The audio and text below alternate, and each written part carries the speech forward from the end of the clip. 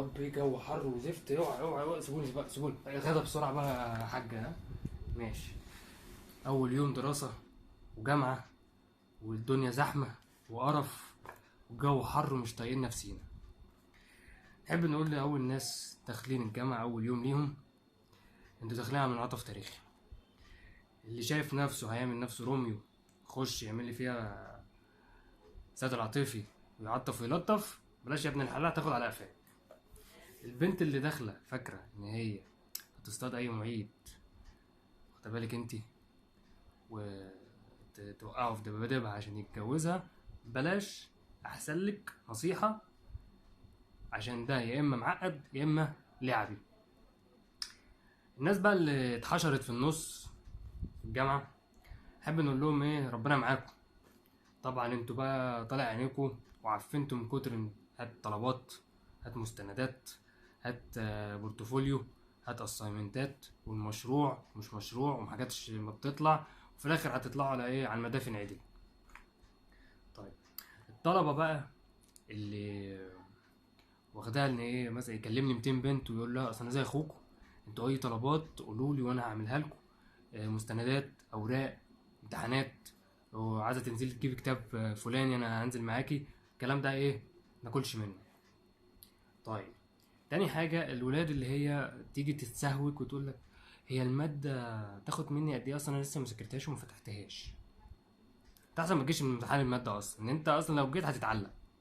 طيب الولاد بقى اللي يكتبوا على الفيس والحاجات دي ان هو يا رب عدي الماده بكره على خير، يا رب الماده ما بتثبتش، بتتبخر اكتر من الميه.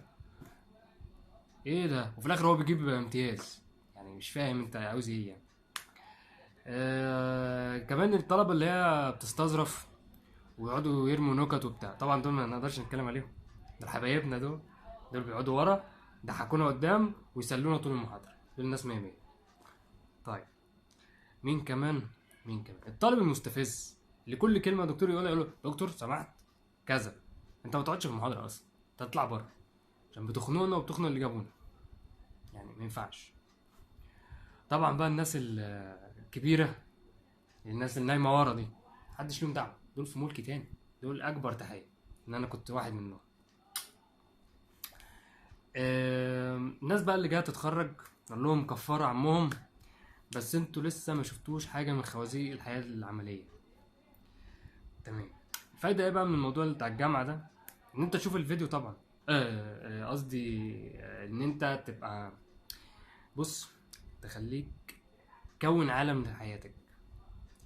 ادخل كده، حاول توازن بين الجامعة والبيت، اصحابك والدراسة.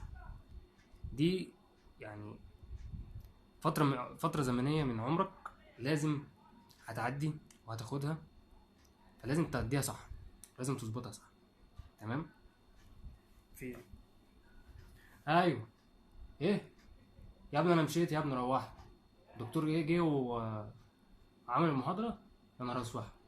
ايه تاني؟ في كويز مفاجئ؟ حد يلاقي لي توك توك بسرعة، توك توك بسرعة.